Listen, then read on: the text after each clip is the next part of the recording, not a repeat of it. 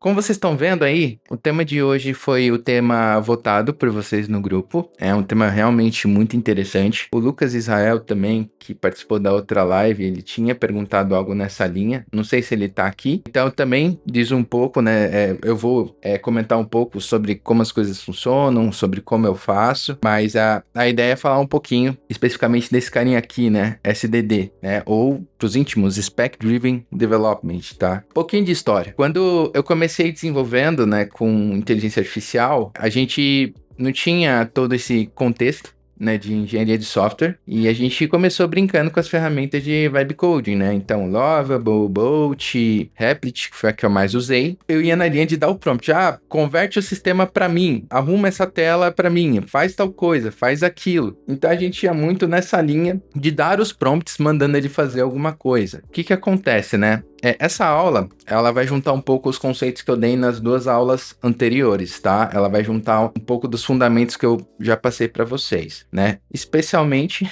quando a gente fala de quem? Dele, o contexto. Então, essa aula, ela diz muito sobre preparar o contexto. Basicamente, para a gente poder ter um bom desenvolvimento com IA, a gente precisa dominar o contexto que a IA vai usar para fazer as coisas para a gente, ok? E quando a gente fala de contexto dentro de IA, a gente cai naquele mesmo papo que eu falei na aula anterior. A IA, ela é generativa, ou seja, dado um prompt, a IA vai fazer o que ela acha que é certo. Ela sempre vai fazer o que ela acha que é certo, mas com o contexto a gente consegue afunilar as decisões da IA. Faz o que acha certo, ok? Vou colocar aqui como um subtítulo, faz o que acha certo, ok? Então, o contexto, ele entra como um afunilador. Vou tentar fazer um funil aqui, ó. Ó, tá saindo, hein? Aí toma esse funil.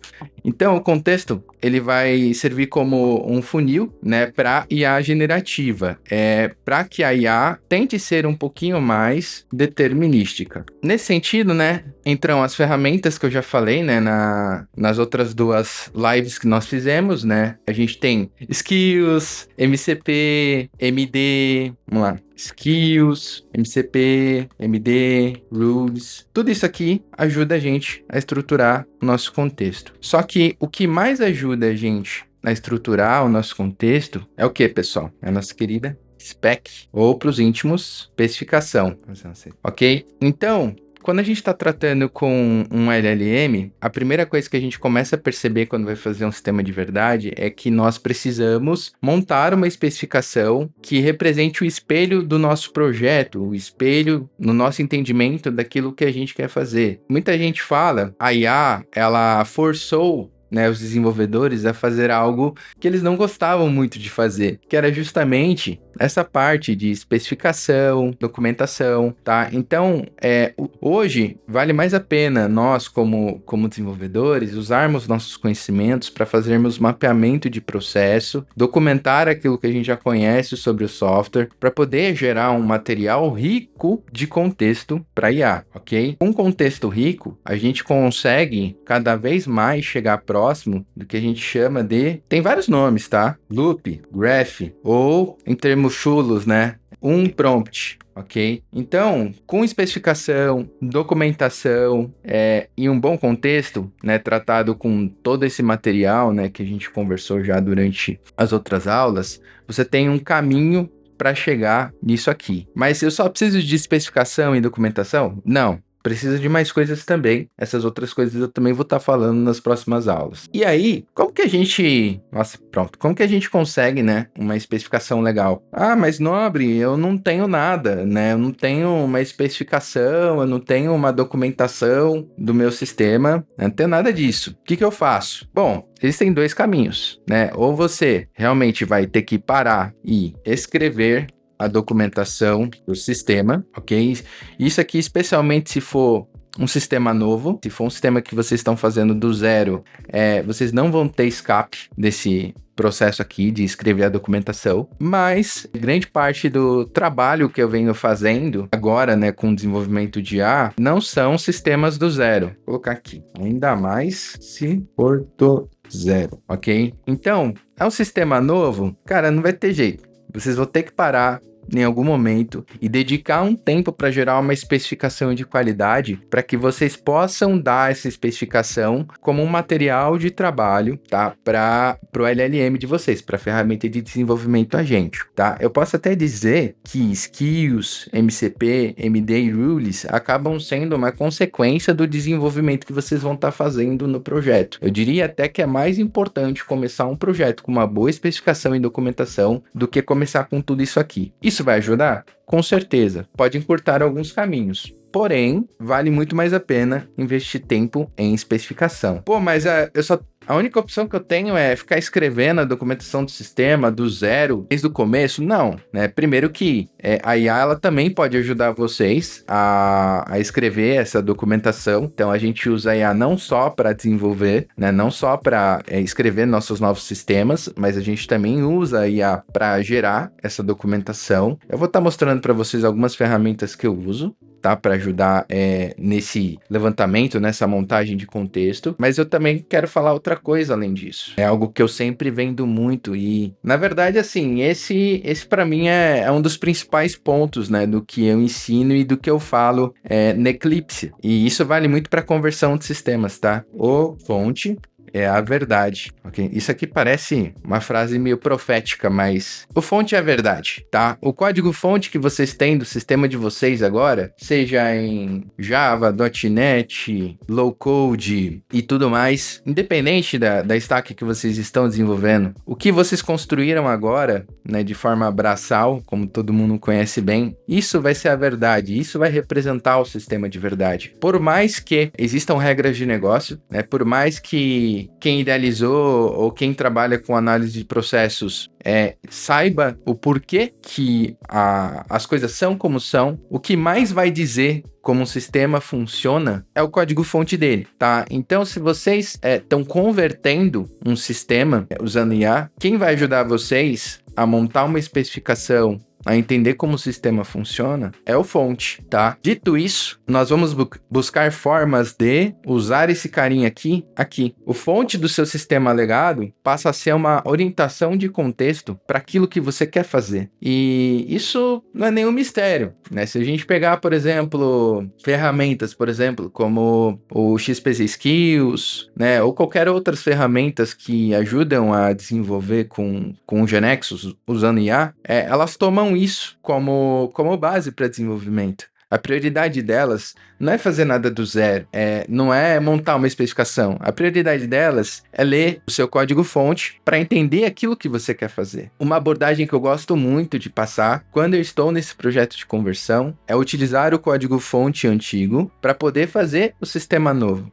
Pode ter.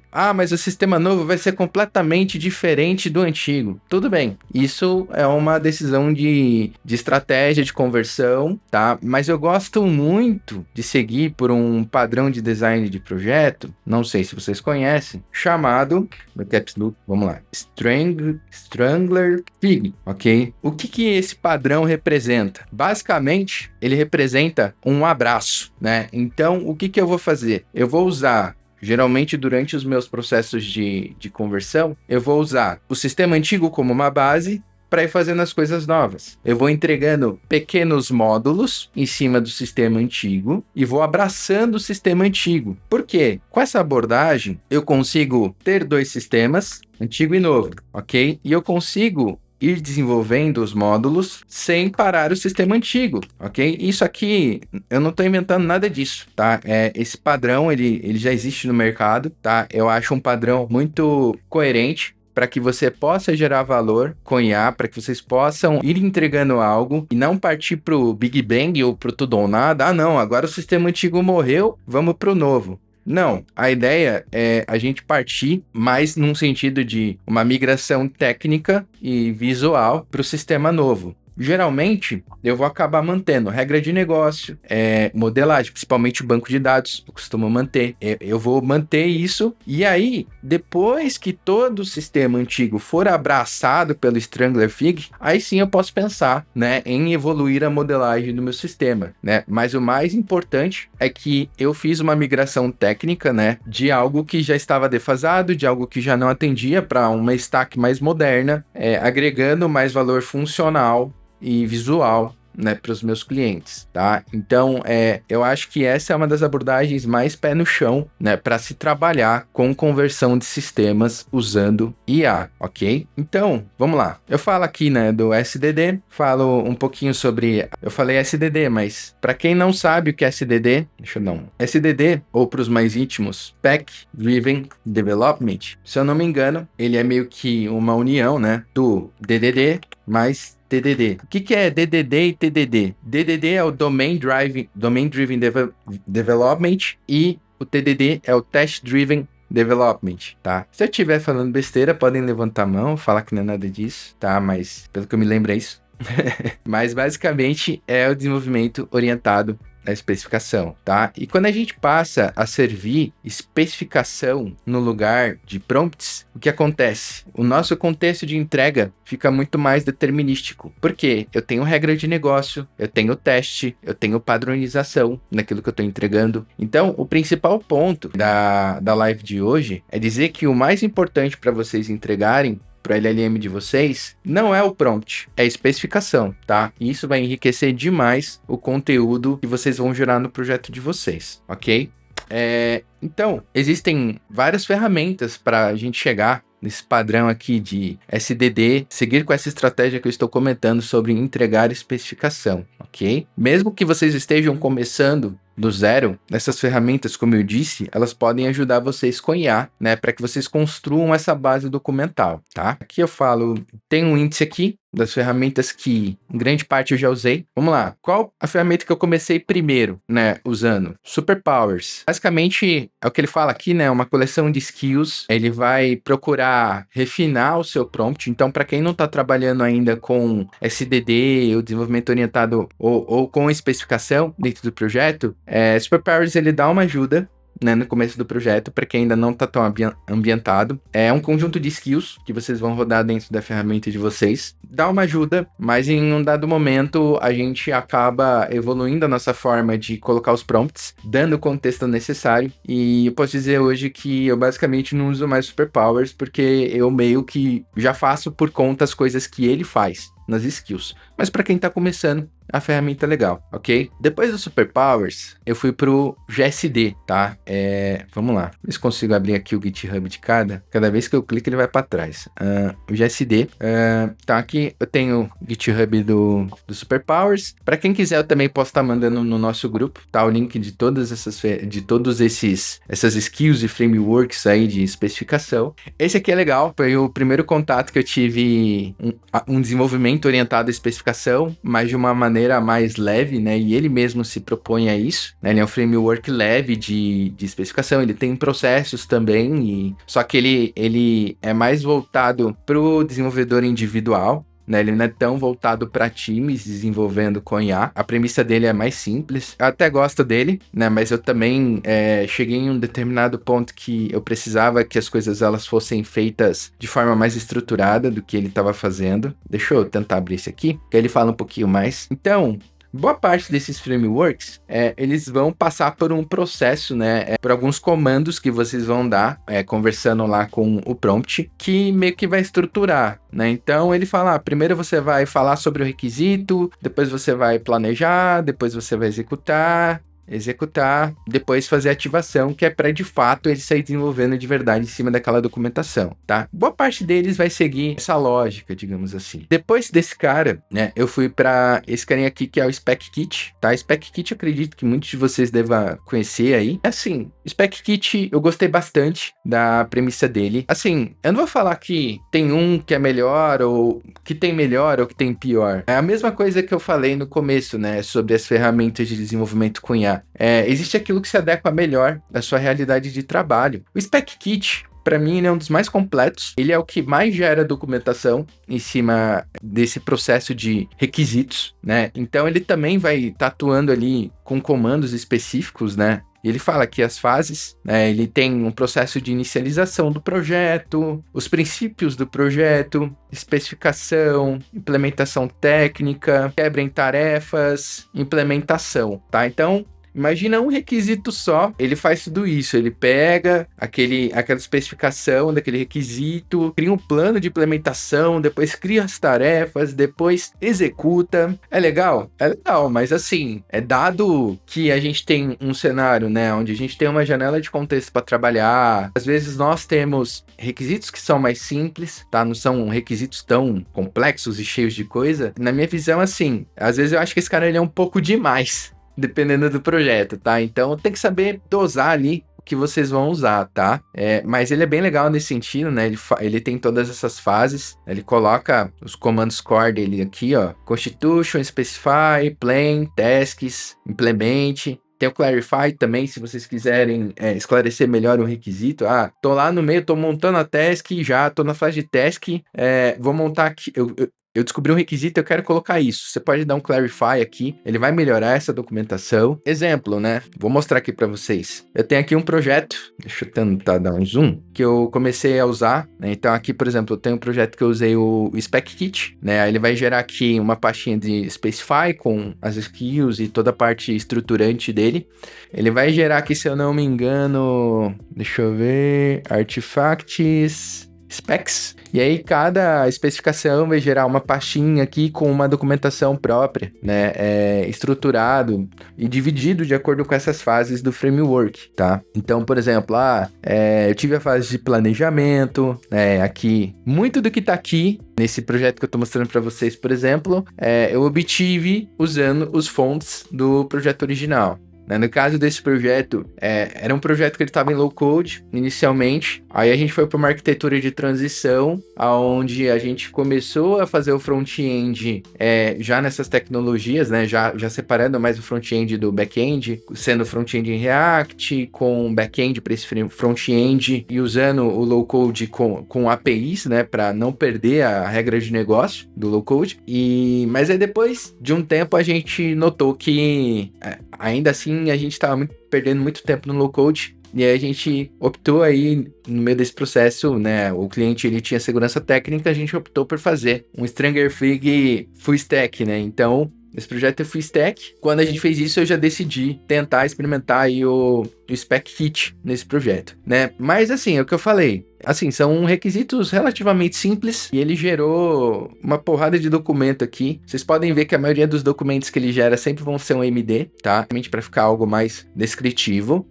MD, galera, ele é bom para dar contexto para leitura humana, tá? Mas quando você trabalha em um padrão mais avançado, geralmente o que a gente vai acabar gerando são JSONs, né? Porque aí vira mais um padrão de máquina e vira um padrão melhor para a LLM entender e gerar menos token, digamos assim, e ser mais determinístico, né? Eu vou mostrar para vocês daqui a pouco onde eu quero chegar com isso, tá? Então, nesse projeto a gente começou usando esse cara, né? Eu tive um feedback do time que, é legal, mas estamos gerando muita documentação aqui para coisa simples, não precisamos disso tudo, né? Dá para chegar no meio termo. E aí eu montei, né, o meu primeiro, né, framework, que eu chamei de Requirements Lite, e aí, basicamente, eu peguei um padrão de documentação que o cliente já usava e pedi para ele criar uma skill e passar, né, a criar, né, esses requisitos mais simplificados. Então, tudo isso eu fiz com IA, tá? Então, assim, às vezes não vai ser um ou outro que vai ser melhor. Às vezes a gente pode fazer os nossos próprios, né? Assim como, spoiler alert, eu fiz o meu próprio, tá? Então, eu criei esse, né, que foi o primeiro.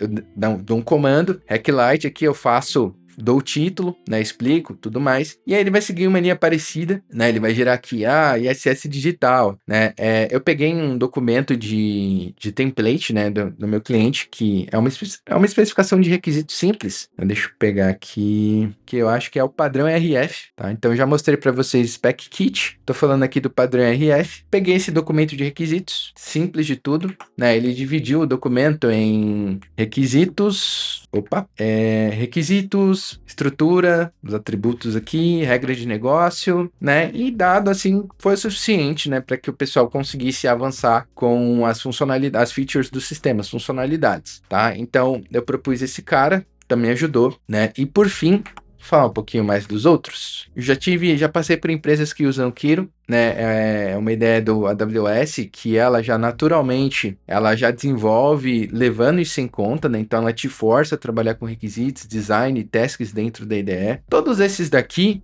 vocês podem trabalhar com tasks, né? Ainda mais, por exemplo, se vocês usarem um MCP do Gira, né? Se vocês usarem o Gira, tem MCP dele lá e geralmente a gente acaba pedindo para pegar todos esses requisitos e montar um backlog, né? Então, todos esses daqui tem mais ou menos a mesma abordagem e às vezes nem precisa ser no Gira, né? Às vezes você pode pegar e pedir para ele montar um backlog no GitHub Issues, né? Já serve para vocês terem uma trilha aí de atividades que tem que ser feitas no projeto de vocês. Também tenho feito muito isso, né? E, bom, BIMED, eu nunca trabalhei diretamente com ele, né? Mas ele é extremamente burocrático com relação a essa parte de fases, né?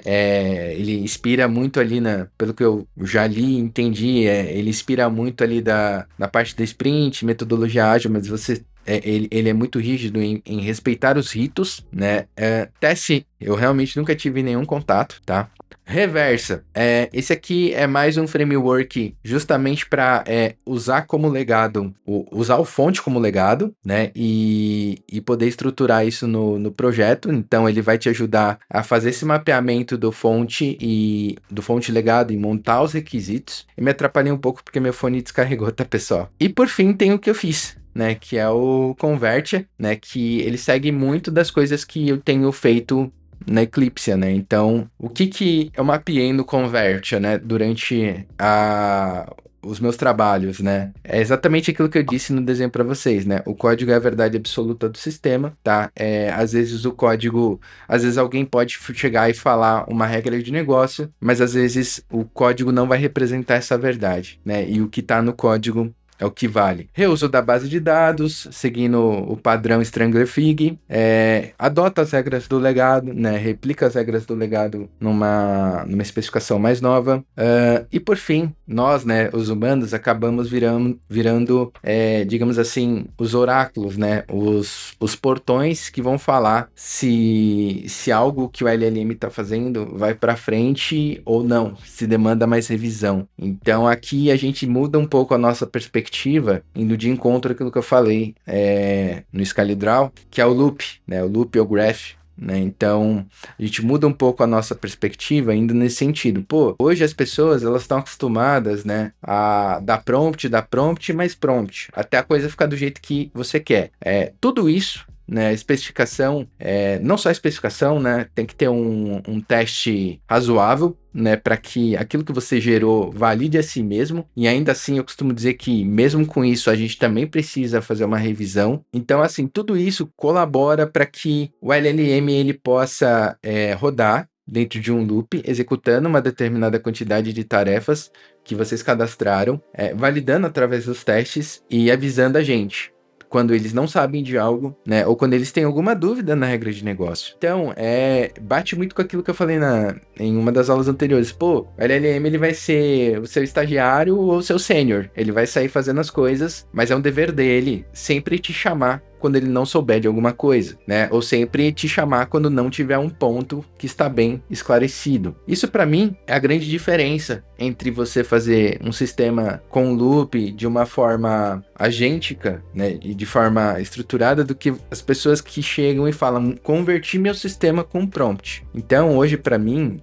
isso é a forma certa de se fazer, tá? Dentro daquilo que eu tenho aprendendo. É claro que não é um processo simples, tá? Eu gasto muito tempo refinando especificação, melhorando e colocando as minhas regras de negócio para ter mais assertividade naquilo que os meus agentes estão rodando em loop, tá? E acima de tudo também, eu nunca confio 100% na IA. Já passei por projetos, né, que eu desenvolvi do zero, projetos de 4 meses com IA super completos e complexos, tá? Que basicamente eu pegava a especificação lá no Gira, colocava para fazer, pedia teste e tudo mais, mas ainda assim eu tinha que parar e validar as coisas, porque simplesmente, mesmo com tudo isso, às vezes a IA não considerava algo da regra de negócio, ou às vezes ela fazia algo que não tinha sentido com relação à regra de negócio, tá? E existe também, né, um outro benefício indireto, né, que eu sempre prego muito quando falo de desenvolvimento orientado a IA, que é a questão dos agentes que a gente consegue estar usando, né? Então, quando você tem um contexto bom, uma especificação boa,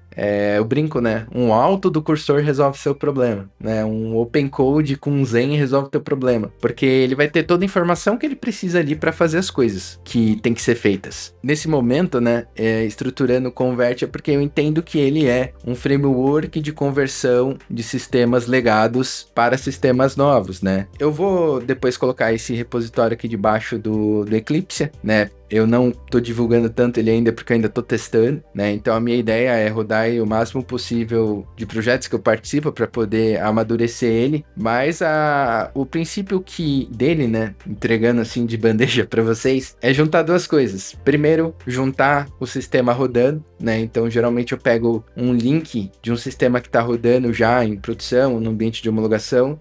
Eu uso um agente para navegar nesse sistema, ler menus, com isso conseguir montar um backlog de uma camada visível do sistema, e depois disso eu uso o front, né? Então eu já tenho toda essa navegação, eu tenho prints, e por fim eu tenho os fonts, né? E com os fonts eu consigo cruzar, né, o que o robô navegou, mais a verdade técnica que o projeto dá para mim, tá? Então, gente, isso aqui é ouro, tá? É o que vai fazer vocês realmente engatarem no projeto de vocês, tá? Eu falo isso porque para mim foi o que deu mais certo até agora. E aí aqui, mostrando um pouquinho para vocês dele, né? Então, por exemplo, esse foi um sistema... Era um projeto que eu já tinha, né? Eu usei o projeto para converter. Então aqui, ele montou essa documentação, ele fez um levantamento... Ele fez aqui Já levantaram a mão aí. Pera aí, Gana. Já vou liberar as perguntas. Então aqui ele tem exemplos, ele tem um catálogo de telas. Deixa eu ver aqui se eu acho. Ó, catálogo de telas. E aí a gente entra muito dentro daquilo que eu tava falando, né? Que um JSON ele vai ser muito mais assertivo, né? Para passar contexto para um LLM. Tá, então, ele estrutura tudo em JSON. Ele gerou aqui as especificações de todas as telas que eu entrei. Deixa eu ver aqui se eu tenho... Tiver artefatos, estágio 0. Tá aqui, por exemplo, ó, ele entrou, tirou print de todas as minhas telas, né? Então, foi navegando por dentro do sistema, tirando print, documentando, né? Então, ele foi fazendo isso. E, bom, basicamente, eu cruzei todas essas telas, né? Eu falei, ok, dada todas essas telas que você acessou, agora você vai entrar no meu projeto e vai localizar, né, os requisitos de cada uma dessas telas, né? Então, aqui, por exemplo, ele gerou uma especificação, né? Ele conseguiu entender o contexto da tela, as variáveis, os campos que a tela usava, em que controle que estava, os labels que tinha, que mais? Como eu, nesse caso, eu fiz o sistema e eu sou a própria área usuária, né? Eu concordei, né? Ele me perguntou, mas você concorda com isso que tá aqui? Eu concordei, né? Achei ok, né? O entendimento que ele teve.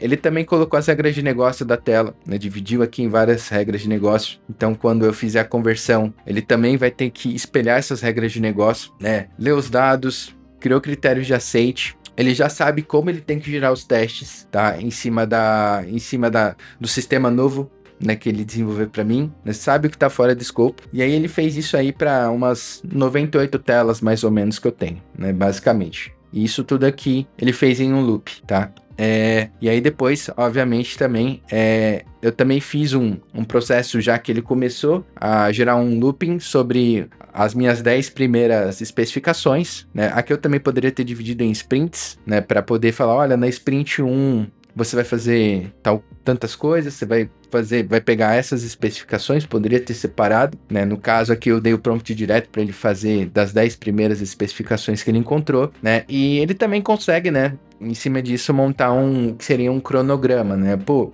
você tem tudo isso aqui de tela para fazer, e ele dá uma estimativa também, mas a ideia na verdade, essa estimativa ela sirva para refinar, né, o contexto que a IA tem sobre estimativas, porque depois ele compara o estimado versus o realizado, tá bom? E, bom, pessoal, sobre toda essa parte de especificação, desenvolvimento orientado à especificação, era mais isso que eu tinha para falar para vocês. eu vou abrir agora para vocês fazerem as perguntas, tá?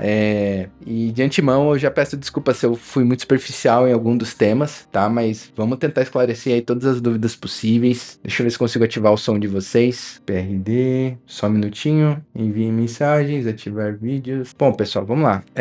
Quem quiser abrir o microfone para perguntar, pode perguntar. Quem quiser perguntar pelo chat também fica à vontade, tá bom? Vamos lá. Primeira pergunta. Felipe, boa tarde. Então, se uma pessoa tiver acesso a uma KB, vamos falar do GeneXus. Esta pessoa, com a ajuda da IA, pode passar a conhecer os sistemas, as regras de negócio de todo o sistema? Sim, Edmar, geralmente é isso que eu costumo fazer, tá? Eu costumo usar aquelas ferramentas que eu comentei lá na primeira live, né? Eu costumo fazer um mapeamento em cima do projeto, usando essas ferramentas. Costumo quebrar, né, tudo o que elas acham em requisitos para poder ter uma noção de backlog e complexidade técnica do sistema que eu tenho que converter, tá bom? Então, geralmente a estratégia acaba sendo essa. E aí eu vou refinando nessas regras de negócio. E tem também essa abordagem que eu falei, que é geralmente procurar dar um link funcional para que um robô tenha uma noção visual disso, tá?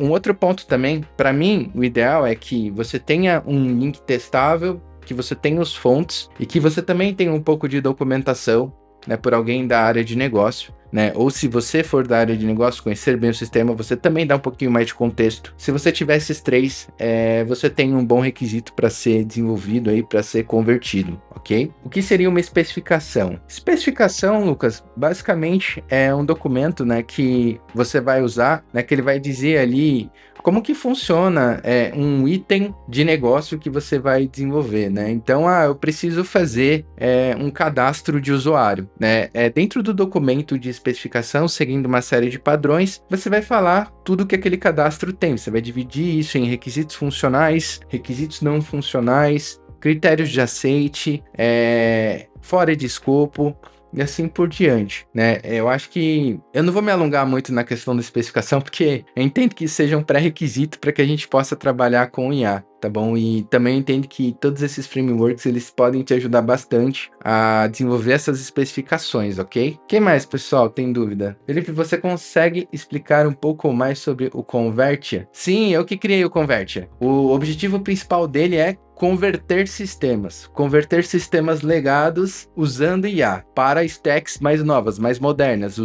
E essa conversão ela pode ser usando, tipo assim, eu quero fazer uma conversão mais conservadora, eu quero usar o meu legado GeneXus, já que vocês falaram, eu quero usar o meu legado GeneXus mais como API e eu quero fazer um front novo, né? A ideia é usar o Convertia para poder estruturar esse processo de conversão usando especificação e tudo mais. E essa forma de levantamento que usa o sistema testável mais o fonte para chegar num padrão de documentação. Alexandre Violim, prazer, Alexandre. Vamos lá. Boa tarde, Felipe. Como a IA irá mapear as regras de negócio? E dá para confiar que ela irá gerar a regra fiel ao que já estava no GeneXus? Cara, dá para confiar é uma palavra muito forte, né?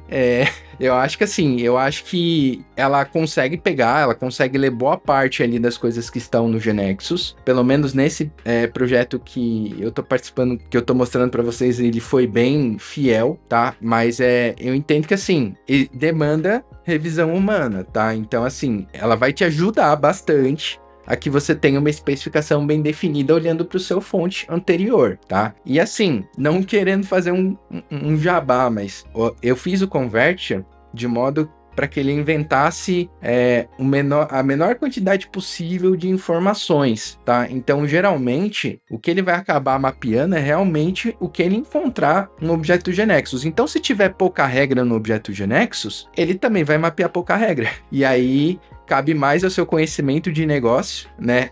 Melhorar ou evoluir essas regras que ele mapeou, tá bom? Vamos lá. Outra coisa, então se a KB já tem um padrão e eu pedir para a IA seguir esse padrão, ela vai seguir? Sim, vai seguir, cara. Geralmente ela vai fazer telas de listagem, telas de cadastro, reporte, Excel, ela vai seguir, tá? Inclusive, eu tenho mais de um cliente, né, que foi pelo mesmo padrão. A parte de relatório em si, né, como eu tô usando, mesmo gerando para GeoNexus, né? Porque geralmente eu costumo rodar o Converter para, por exemplo, pegar a sua base de GeoNexus e colocar em uma outra stack, ou só o front-end ou o full stack, beleza? Mas, por exemplo, report, como eu ia falando, report, muitas vezes eu não preciso regerar o report. Eu posso usar o mesmo relatório que eu tinha no sistema anterior no sistema novo, né? E o mesmo Excel que eu tinha no sistema novo. Ainda mais se for um sistema que eu estou usando um padrão de conversão mais leve, né, com APIs. Então, isso eu não preciso refazer. O que eu preciso realmente refazer são as interfaces, né, de listagem, de cadastro, preservando essas regras, né, mas esse tipo de coisa eu consigo reaproveitar. O que mais, gente? Vocês estão fazendo umas perguntas boas hoje. Tem mais 3 minutos. Mais ninguém? Vamos lá, vamos lá. Acho que eu já consegui responder todas as perguntas aí, então, se vocês tiverem mais alguma dúvida, eu peço, por favor, mandem lá no grupo, tá bom? Acho que a ideia é realmente trocar essas experiências, né, Obrigado, Elton. Obrigado, cara. A ideia é trocar essas experiências, falar como que a gente tá fazendo esse processo, né? As coisas que eu tô fazendo aqui, que eu tô mostrando para vocês, eu sempre tô procurando melhorar nessas coisas, né? Então, eu tô falando que tá me ajudando, né? Mas se vocês tiverem uma outra abordagem que vocês acham que pode somar e quiserem compartilhar também, eu falo que esse momento de as coisas elas estão mudando muito rápido, todo dia surge um framework, todo dia surge uma LLM nova, né? E é muito difícil acompanhar, né? Então acho que a gente tem que ter a mente aberta aí para admitir as coisas que a gente não sabe e aprender as coisas novas, ok? Olha lá, a meta tem modelo novo, tá vendo? Então é isso, pessoal. Obrigado por terem participado, obrigado pelas perguntas e vamos em frente aí até a nossa próxima live aberta. Muito obrigado, um abraço.